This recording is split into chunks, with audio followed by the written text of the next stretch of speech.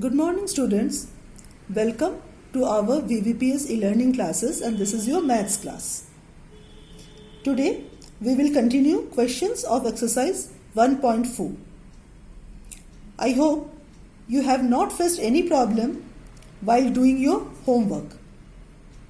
I think everyone have finished up to question number 5. So today we are starting from question number 6. So today's classwork, today's date 6th May 2020. First question, fill in the blanks. Two rational numbers can be multiplied in any order. What is the name of the property? That is called commutative property. I told you commutative property is true for addition and multiplication. तो सिर्फ addition और multiplication में हम किसी भी order पे numbers को add या मल्टीप्लाई कर सकते हैं, सब्ट्रैक्शन या डिवीजन में नहीं. Second, fill in the blank. 1 is called the dash for rational numbers. 1 ऐसा नंबर है किसी भी नंबर के साथ उसको मल्टीप्लाई करने पर सेम आंसर देता है. That's why 1 is called multiplicative identity. Multiplicative identity. Can you remember what is additive identity? Yes, 0 is called additive identity. Now third one. B by A is called the dash of A by B. That is reciprocal. In the place of reciprocal, you can write multiplicative inverse. Both have same meaning. Fourth, 0 has no reciprocal. 0 का कोई भी reciprocal नहीं होता है. क्यों नहीं होता है? 0 means we can write 0 upon 1. क्या है reason? 0 को हम लिख सकते हैं 0 by 1, तो उसका मल्टीप्लिकेटिव इनवर्स या रेसिप्रोकल क्या होना चाहिए? 1 by 0. मगर according to definition of rational number किसी भी नंबर को हम 0 से डिवाइड नहीं कर सकते हैं, तो ये पॉसिबल नहीं है, इसीलिए 0 का कोई भी रेसिप्रोकल नहीं होता है. Now question number 7. For rational numbers x and y, verify the property x into y is equal to y into x by taking x equal to minus 3 by 5, y equal to 10 by 7. So what is this property? This property is commutative property. We can multiply numbers in any order. तो इसको कैसे solve करेंगे? Left hand side, right hand side separately solve करेंगे. Left hand side means x into y. So first write down the value of x, that is minus 3 upon 5. Then the value of y, that is 10 upon 7. Do the cancellation.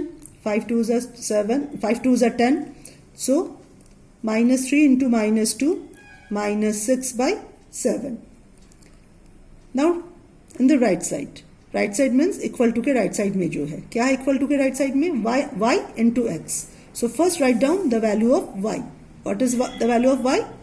10 upon 7 into the value of x, that is minus 3 by 5. Again do the cancellation. 5 1s are 5, 5 2s are 10.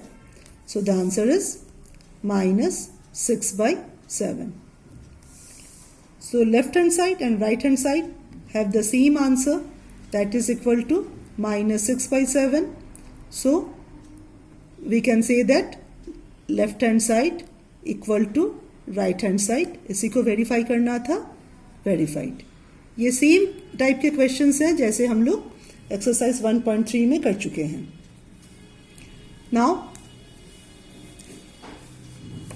Second question, वही commutative property x into y equal to y into x prove करना है for the value x equal to 2 upon 7 and y equal to minus 11 upon 76. अभी मैंने जो समझाया उसके according you can solve this question your own. So this is your homework. Now question number 8. For rational numbers x y z, verify the property x into y into z, this is within a bracket, equal to x into y into z. If value of x, y, z are given. So what is the name of this property? It is called associative property. 3 number जब रहता है उसको associative property कहते हैं. So first left hand side में x into y into z ये bracket के अंदर है. What is y? 11/3 into 1/7.